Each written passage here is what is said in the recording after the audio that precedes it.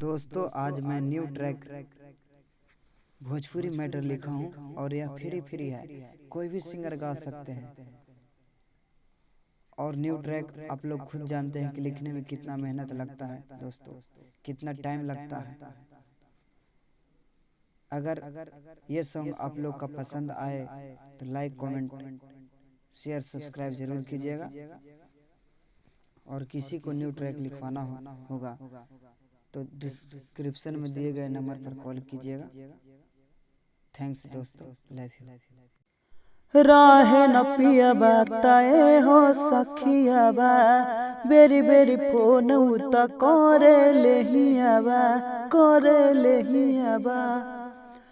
राह न पियबा तय हो सखियाबा बेरी बेरी फोन उत करे लेहियाबा कहला कि कहाँ बिजी रहेले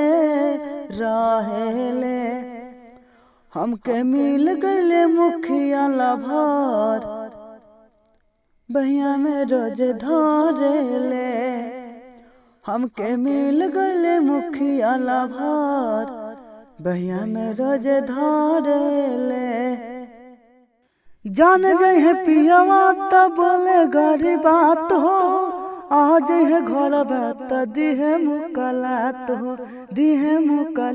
हो जान जाए पियावा त बोले गरी बात हो, आज है घर बात दिहे मुकलात हो। चोरी चुपे अरवा प्यारे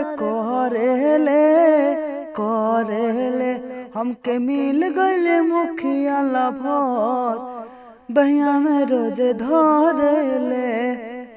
हमके मिल गए मुखिया लभर बहिया में रोज धरेले।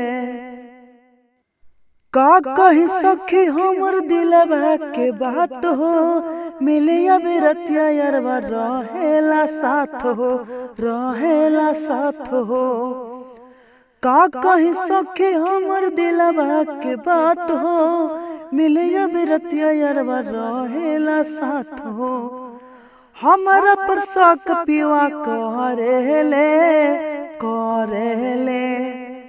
हमके मिल गए मुखिया लभर बहिया में रोज धरेले।